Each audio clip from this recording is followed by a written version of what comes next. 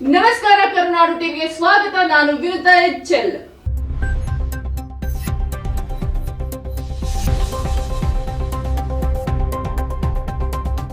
ಪ್ರಕೃತಿಯ ಸೊಬಗಿಗೆ ಹೆಸರುವಾಸಿ ನಮ್ಮ ಕೊಡಗು ಜಿಲ್ಲೆ. ಇಲ್ಲಿನ ಶಾಂತ ವಾತಾವರಣ ಎಂತ ಪ್ರವಾಸಿಗರನ್ನು ಕೂಡ ಕೈ ಬೀಸಿ ಕರೆಯುತ್ತೆ.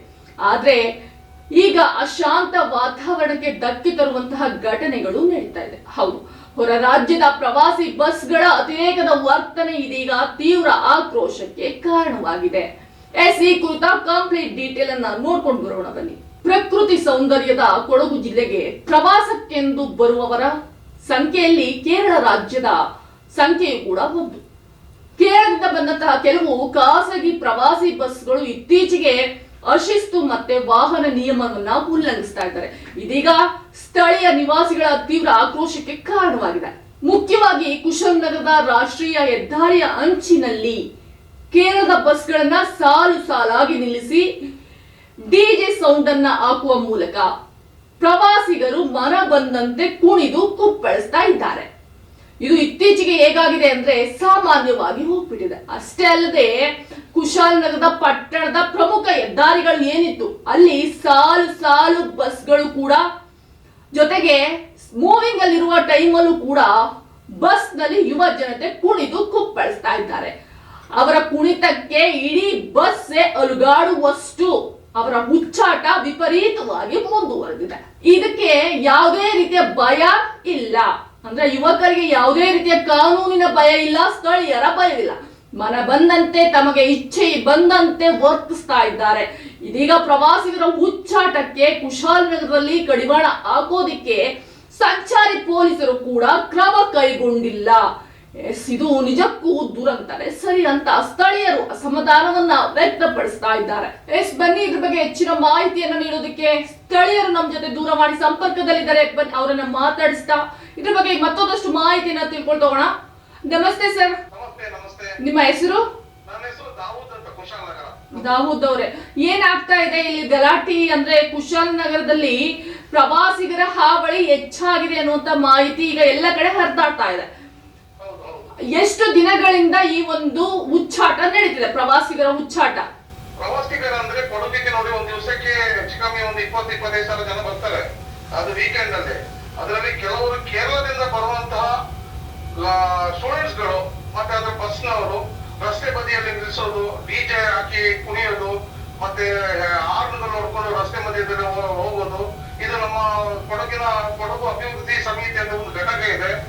ಆ ಘಟಕಕ್ಕೆ ನಮಗೆ ನಿನ್ನೆ 2 ದಿವಸ ಮೊದಲು ಮಾಹಿತಿ ಬಂದಾಗ ನಾವು ಖುದ್ದಾಗಿ ಪರಿಶೀಲನೆ ಮಾಡಿದಾಗ ನಮಗೇನು ಅವಾಚ್ಯ ಶಬ್ದಗಳಿಂದ ಬೈದು ಅದನ್ನು ಗೇಲಿ ಮಾಡೋ ರೀತಿಯಲ್ಲಿ ಅವ್ರನ್ನ ನಮ್ಮ ಮೇಲೆ ಒಂದು ಹಲ್ಲೆ ಮಾಡುವ ಪರಿಸ್ಥಿತಿ ಉಂಟಾಗಿತ್ತು. ನಾವು ಅವರಿಗೆ ಏನು ತಿರುಗಿ ಮಾತಾಡಿರ್ಲಿಲ್ಲ. ನಮ್ಮ ಕ್ಷಮೆ. ಇವತ್ತು ವಿಡಿಯೋ ವೈರಲ್ ಆಗಿದೆ ಮೇಡಮ್. ಅಲ್ಲ, ನೀವು ಪೊಲೀಸರ ಗಮನಕ್ಕೆ ತಂದಿದ್ದಿದ್ಯಾ ಈ ತರ ಆಗ್ತಾ ಇದೆ ಅನ್ನುವಂಥದ್ದನ್ನ? ಹೌದು. ಇದಕ್ಕಿಂತ ಮೊದಲು ಸಾರ್ವಜನಿಕರು ಪೊಲೀಸ್ ಇಲಾಖೆಗೆ ತುಂಬಾ ಸಲ ಹೇಳಿದ್ರು. ಅವರು ಆದಷ್ಟು ಪ್ರಯತ್ನ ಪಟ್ಟಿದ್ದಾರೆ, ಕೇಸ್ಗಳು ಮಾಡಿದ್ದಾರೆ, ಅವ್ರಿಗೆ ಫೈನ್ ಹಾಕಿದ್ದಾರೆ.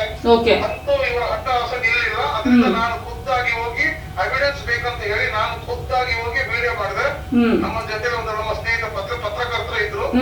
ಅವ್ರ ಜೊತೆ ಹೋಗಿ ವಿಡಿಯೋ ಮಾಡಿ ಇದನ್ನ ನಾವು ಸಂಬಂಧಪಟ್ಟ ನಮ್ಮ ಗ್ರೂಪಿಗೆ ಹಾಕಿದ ನಂತರ ಅದನ್ನ ತುಂಬಾ ವೈರಲ್ ಆಯ್ತು. ನಂತರ ದಿನಗಳಲ್ಲಿ ಇವತ್ತು ನಾವು ಆರ್ಟಿ ಆಫೀಸ್ಗೆ ಭೇಟಿ ಕೊಟ್ಟಿದ್ದೀವಿ. ಮತ್ತೆ ನಮ್ಮ ಕೊಡಗಿನ ಎಸ್ ಪಿ ಇಲ್ಲ, ಬದಲಿಗೆ ಸಹಾಯಕ ಎಸ್ ಪಿ ಇದ್ರು. ಅವ್ರಿಗೆ ಹೋಗಿ ನಾವು ಡೈರೆಕ್ಟ್ ನಾವು ಲೆಟರ್ ಕೊಟ್ಟಿದ್ದೀವಿ, ಇವ್ರನ್ನೆಲ್ಲ ಕಡಿಮೆ ಹಾಕ್ಬೇಕು ಅಂತ. ನಮ್ಮ ಕೊಡಗಿನಲ್ಲಿ ಸಾವಿರಾರು ಜನ ಬರ್ತಾರೆ, ಯಾರಿಂದ ನಮಗೆ ತೊಂದರೆ ಇಲ್ಲ. ಎಲ್ಲರೂ ಚೆನ್ನಾಗಿ ಬಂದು ಹೋಗ್ತಾರೆ. ಕೆಲವು ಪುಂಡಗಳು ಕೇರಳದಿಂದ ಬಂದಂತಹ ಕೆಲವು ಬ್ರೋಕರ್ ಪುಂಡಗಳು, ಏಜೆಂಟ್ಗಳು, ಇವರಿಂದ ನಮ್ಮ ಕೊಡಗಿಗೆ ಧಕ್ಕೆ ಆಯ್ತಾ ಇದೆ. ಅದನ್ನ ನಾವು ಯೂಸ್ ಮಾಡಿರೋದು. ನಮ್ಮ ಬೇಡಿಕೆ ಕುಶಾಲನಗರ ಕೊಡಗಿನಲ್ಲಿ ಯಾವುದೇ ಚೆಕ್ ಪೋಸ್ಟ್ ಗಳಿಲ್ಲ. ಕೇರಳದಿಂದ ಬರುವಾಗ ಪೆರುಮಡಿ ಗೇಟ್ ಇದೆ, ವಿರಾಜಪೇಟೆ ಮೇಲೆ ಇನ್ನೊಂದು ಪುಟ್ಟ ಅಂಗನವಾಡಿ ಕೊಟ್ಟ. ಎರಡು ಕಡೆಗೂ ಒಂದೇ ಗೇಟ್ಗಳಿತ್ತು. ಅದು ಯಾತಕ್ಕೋಸ್ಕರ ತೆರವು ಮಾಡಿದ್ರು ಗೊತ್ತಿಲ್ಲ. ಇದ್ರ ಹಿಂದೆ ಯಾರ ಕೈವಾಡ ಇದೆ ಅಂತ ಗೊತ್ತಿಲ್ಲ. ಸುಮಾರು ಇನ್ಲೀಗಲ್ ಆಕ್ಟಿವಿಟೀಸ್ ಗಳಿಗೆ ಎಲ್ಲರೂ ನಮ್ಮ ಕೊಡಗಿಗೆ ಬರ್ಲಿಕ್ಕೆ ಎಲ್ಲ ಅವಕಾಶ ಇದೆ. ಗಡಿ ಭಾಗದಲ್ಲಿ ಕೇರಳದವರು ತುಂಬಾ ಕಟ್ಟುನಿಟ್ಟಿನ ಕ್ರಮ ಕೈಗೊಂಡಿದ್ದಾರೆ. ಆದ್ರೆ ನಮ್ಮ ಕೊಡಗಿನಲ್ಲಿ ಇಂಥ ಯಾವುದೇ ವ್ಯವಸ್ಥೆಗಳಿಲ್ಲ. ಇದನ್ನ ನಮ್ಮ ಗಮನಕ್ಕೆ ಬಂದಿದ್ದರಿಂದ ನಾವು ಆರ್ಟಿಒಗೆ ನಾವು ಇವತ್ತು ಒಂದು ಕಂಪ್ಲೇಂಟ್ ಕೊಟ್ಟಿದ್ದೀವಿ. ಆದಷ್ಟು ಬೇಗ ಗೇಟ್ ಮಾಡ್ಬೇಕು, ಆರ್ಟಿಒ ಗೇಟ್ ಸ್ಪಷ್ಟನೆ ಕೇಂದ್ರ ಮಾಡಬೇಕು ಅಂತ ಮನವಿ ಮಾಡಿದ್ದೀವಿ. ಅದನ್ನ ಮನವಿಗೆ ಸ್ವೀಕರಿಸಿ ಆದಷ್ಟು ಬೇಗ ನಾವು ಸಂಬಂಧಪಟ್ಟ ಮೇಲಧಿಕಾರಿಗೆ ತಿಳಿಸ್ತೀವಿ ಅಂತ ಹೇಳಿದ್ದಾರೆ. ಇವತ್ತು ನಾವು ಕೆಲವು ವಿಷಯಗಳನ್ನ ಕೇಳಿದಾಗ 15 ದಿವಸದಲ್ಲಿ 1.5 ಕೋಟಿಯಷ್ಟು ಕಲೆಕ್ಷನ್ ಮಾಡಿದ್ದೀವಿ, ಆರ್ಟಿಒ ಫೈನ್ ಗಳು ಹಾಕಿದ್ದೀವಿ ಅಂತ ಹೇಳಿದ್ದಾರೆ. ನಮ್ಮ ಲೆಕ್ಕಾಚಾರದಲ್ಲಿ ಅದು ಸಾಲದು. ಅಂದ್ರೆ ಅರ್ಧ ಮಾಡಿದ್ದಾರೆ. ಮತ್ತೆ ನನಗೆ ಗಲಾಟೆ ಮಾಡಿದಂತ ಬಸ್ ವಿಡಿಯೋ ನಾವು ಆರ್ಟಿಯಲ್ಲಿ ಹೋಗ್ಬಿಟ್ಟು ಇವತ್ತು ನಾವು ಅದನ್ನು ಸರ್ಚ್ ಮಾಡಿದಾಗ ಟ್ಯಾಕ್ಸ್ ಕಟ್ಟೇ ಇಲ್ಲ. ಅಲ್ಲ, ನೀವು ಈ ರೀತಿ ವಿಡಿಯೋವನ್ನ ಹೊರಬಿಟ್ಟ ನಂತರದಲ್ಲೂ ಕೂಡ ಮತ್ತೆ ಅದೇ ರೀತಿ ಯಥಾಸ್ಥಿತಿ ಉಚ್ಚಾಟ ಮುಂದುವರಿತಿದೆಯಾ ಹೇಗೆ, ಅಥವಾ ಸ್ವಲ್ಪನಾದ್ರೂ ಕಡಿವಾಣ ಆಗ್ತಿದೆಯಾ? ಇನ್ನಿತರ ಅಧಿಕಾರಿಗಳು ಮತ್ತೆ ನಮ್ಮ ಡಿಎಸ್ಪಿಗಳು ಇವರೆಲ್ಲ ಸಹಕಾರದಿಂದ ಅದೆಲ್ಲ ಕಡಿವಾಣ ನೆನ್ನೆ ಹಾಕಿದ್ದಾರೆ. ಪ್ರತಿಯೊಂದು ಬಸ್ಗಳಿಗೂ ನೆನ್ನೆಯಿಂದ ಫೈನ್ ಹಾಕ್ಲಿಕ್ಕೆ ಸ್ಟಾರ್ಟ್ ಮಾಡಿದ್ದಾರೆ. ನಿನ್ನೆ ರಾತ್ರಿ 9 ಗಂಟೆಗೆಲ್ಲ 9 ಗಂಟೆಗಳು ನಮ್ಮ ಟ್ರಾಫಿಕ್ ಅವರು ರಸ್ತೆ ಮಧ್ಯೆ ಇದ್ದುಬಿಟ್ಟು ಅಂತ ಬಸ್ಗಳನ್ನ ತಡೆ ಇಟ್ಟು ಅವ್ರಿಗೆಲ್ಲ ಫೈನ್ ಹಾಕ್ತಾ ಇದ್ದಾರೆ. ಇದಕ್ಕೆ ಫೈನ್ ಒಂದೇ ಸಾಲದು, ಅವ್ರನ್ನ ಅವ್ರ ಮೇಲೆ ಕ್ರಮ ಕೈಗೊಳ್ಬೇಕು. ಹೌದು, ಖಂಡಿತ. 500 ರೂಪಾಯಿ ಹಾಕಿದ್ರೆ 4 ದಿವಸ ಅವರು ಅದನ್ನ ಕಟ್ಟಿಗೆ ರೆಡಿ ಇರ್ತಾರೆ. ಹೌದು, ಪರ್ಮನೆಂಟ್ ಸೊಲ್ಯೂಷನ್ ನಮಗೆ ಬೇಕು. ಎಸ್, ನಿಮ್ಮೆಲ್ಲ ಮಾಹಿತಿಗಾಗಿ ಧನ್ಯವಾದಗಳು ದಾವೂದ್ ಅವರೇ. ತೋರಿಸಿ ನೋಡಿ, ನಾನು ಕುಶಾಲನಗರ ಅಭಿವೃದ್ಧಿ ಘಟಕದ ಪದಾಧಿಕಾರಿಯಾದ ದಾವೂದ್. ನಾನು ಇಲ್ಲಿ ನಿಸರ್ಗದ ಈ ಗ್ರೌಂಡ್ ಒಳಗಡೆ ಬಂದಿದ್ದೀನಿ. ಇಲ್ಲಿ ಗಾಡಿಗಳು ತುಂಬ ವಿಪರೀತ ಡಿಜೆ ಮ್ಯೂಸಿಕ್ ಹಾಕೊಂಡು ಏನೋ ಜಾತ್ರೆ ಥರ ಇಲ್ಲಿ ಎಲ್ಲ ಡಿಸ್ಟರ್ಬ್ ಆಗುವಾಗ ಈ 4 ಬಸ್ಸಿಂದ ವಿಡಿಯೋಗಳು ಬರ್ತಾ ಇದೆ. ತುಂಬ ಬರ್ತಾ ಇದೆ. ತುಂಬ ಅಂದರೆ ನಮಗೆ ಡಿಸ್ಟರ್ಬೆನ್ಸ್ ಆಯ್ತಾ ಇದೆ ನಮ್ಮ ಊರಿಗೆ. ಇವ್ರು ಏನಂತ ತಿಳ್ಕೊಂಡ್ರೆ ಗೊತ್ತಿಲ್ಲ. ಆ ರಸ್ತೆಯಲ್ಲಿ ಹೋಗುವವರ ಪ್ರತಿಯೊಬ್ಬರು ನಮಗೆ ಫೋನ್ ಮಾಡಿ ಹೇಳ್ತಾ ಇದ್ದಾರೆ, ದಾವೂದ್ ಭಾಯ್ ನೋಡಿ ಹಿಂಗೆ ಆಯ್ತಾ ಇದೆ. ಆ ಪಕ್ಕದ ಹೋಟ್ಲವರು ಹೇಳ್ತಾ ಇದ್ದಾರೆ. ಅದರಿಂದ ನಾನು ಮತ್ತು ಪತ್ರಕರ್ತರಾದ ನಮ್ಮ ಸ್ನೇಹಿತರನ್ನ ಕರ್ಕೊಂಡು ಇಲ್ಲಿ ಬಂದಾಗ ಇಲ್ಲಿ ಡ್ಯಾನ್ಸ್ಗಳನ್ನ ಪ್ರತಿಯೊಂದು ವೀಡಿಯೋನು ಯಾವ ಬಸ್ಸಲ್ಲಿ ಬರ್ತಾ ಇದೆ ಅದನ್ನೆಲ್ಲ ನಾವು ಫೋಟೋ ಶೂಟ್ ಮಾಡಿದ್ದೀವಿ.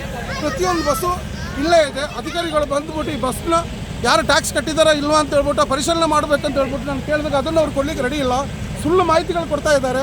ಟ್ಯಾಕ್ಸ್ ಕಟ್ಟಿದ್ದೀವಿ ಅಂತ ಕೇಳಿದ್ರೆ ಕಟ್ಟಿದ್ದೀವಿ ಅಂತ ಹೇಳ್ತಾರೆ. ಕೇಳಿದ್ರೆ ನೋಡಿ ಬಸ್ಸವ್ರು ಓಡ್ತಾ ಇದ್ದಾರೆ ನೋಡಿ. ಅಲ್ಲಿ ಈ ಬಸ್ಸವ್ರು ನೋಡಿ, ಆ ಬಸ್ಸವ್ರ ಹತ್ರ ನಾನು ಕೇಳಿದೆ ಟ್ಯಾಕ್ಸ್ ಕಟ್ಟಿದ್ದೆ ಒಂದು ರಿಸಿಪ್ಟ್ ತೋರ್ಸಪ್ಪ ಅಂತ.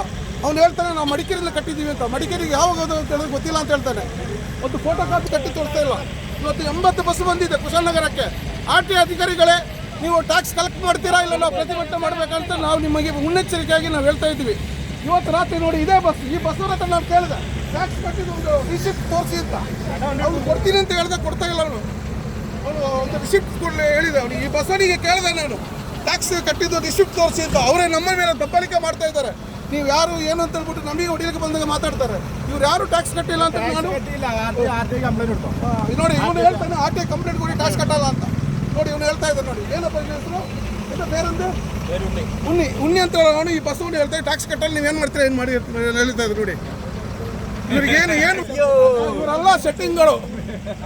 ದಯವಿಟ್ಟು ಇವ್ರ ಮೇಲೆ ಕ್ರಮ ಕೈಗೊಳ್ಬೇಕು. ನೋಡಿ ನಮ್ಮನ್ನು ಇನ್ಸ್ಟೆಂಟ್ ಆಗಿ ಮಾತಾಡ್ತಾರೆ, ನಮ್ಮ ನೋಡಿ ನಗಾಡ್ತಾ ಇದ್ದಾರೆ ಅವರು ಇಷ್ಟು ಬಸ್ ಅವರು. ಕೇಳಿದ್ರಲ್ಲ ವೀಕ್ಷಕರೇ, ಸ್ಥಳೀಯರು ಏನೆಲ್ಲ ಹೇಳಿದ್ರು ಅನ್ನೋದನ್ನ.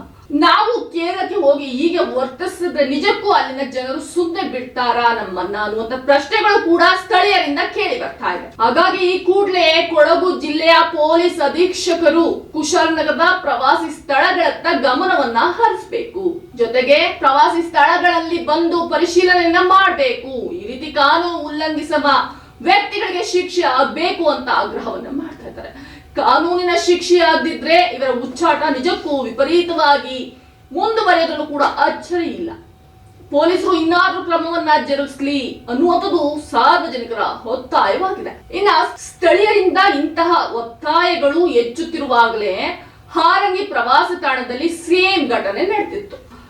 ಆ ಒಂದು ಘಟನೆಗೆ ಸಂಬಂಧಪಟ್ಟಂತೆ ಅಶಿಸ್ತು ಪ್ರದರ್ಶಿಸಿದಂತಹ ಒಂದು ವಿಡಿಯೋವನ್ನ ಕೊಡಗು ಜಿಲ್ಲೆ ಪೊಲೀಸರು ನೋಡಿ ತ್ವರಿತವಾಗಿ ಕ್ರಮವನ್ನ ಕೈಗೊಂಡಿರ್ತಾರೆ. ಕೇರಳದ ಅಲ್ಪುರ ಜಿಲ್ಲೆಯಿಂದ ಬಂದಿದ್ದಂತಹ KL 75E 4502 ಸಂಖ್ಯೆಯ ಖಾಸಗಿ ಬಸ್ಸಿನ ಚಾಲಕ ಹಾರಂಗಿ ಬಳಿ ಬಸ್ ಅನ್ನ ಅಪಾಯಕಾರಿಯಾಗಿ ಚಲಾಯಿಸಿರುವಂತಹ ವಿಡಿಯೋ ಅದಾಗಿತ್ತು. ಅದು ವೈರಲ್ ಆದ ಬೆನ್ನಲ್ಲೇ ಆ ವಿಡಿಯೋವನ್ನ ಆಧಾರವಾಗಿಟ್ಕೊಂಡು ತಕ್ಷಣವೇ ಕಾರ್ಯಪ್ರವೃತ್ತರಾದಂತಹ ಕೊಡಗು ಪೊಲೀಸರು ಏನ್ ಮಾಡ್ತಾರೆ ಅಂದ್ರೆ ಆ ಚಾಲಕನಿಗೆ 5,000 ರೂಪಾಯಿ ದಂಡವನ್ನ ವಿಧಿಸಿ ಎಚ್ಚರಿಕೆಯನ್ನ ನೀಡಿರ್ತಾರೆ. ಒಟ್ಟಿನಲ್ಲಿ ಕುಶಾಲನಗರದ ಅಶಿಸ್ತಿನ ಬಗ್ಗೆ ಇದೀಗ ಸಾರ್ವಜನಿಕರು ತೀವ್ರ ಆಕ್ರೋಶವನ್ನು ವ್ಯಕ್ತಪಡಿಸುತ್ತಿದ್ರು. ಹಾರಂಗಿ ಘಟನೆಯಲ್ಲಿ ಪೊಲೀಸರು ತ್ವರಿತವಾಗಿ ದಂಡ ವಿಧಿಸಿದಂತೆ ಈ ಒಂದು ಘಟನೆಗೂ ಕೂಡ ತೀವ್ರ ನಿಯಮ ಉಲ್ಲಂಘನೆಯನ್ನ ಮಾಡಿದಂತಹ ಪ್ರವಾಸಿಗರ ವಿರುದ್ಧ ಜಿಲ್ಲಾಡಳಿತ ಆದಷ್ಟು ಬೇಗ ಶಿಸ್ತು ಕ್ರಮವನ್ನ ಕೈಗೊಳ್ಳಿ ಅನ್ನುವಂಥದ್ದು ಅಲ್ಲಿನ ಸಾರ್ವಜನಿಕರ ಒತ್ತಾಸೆಯಾಗಿದೆ.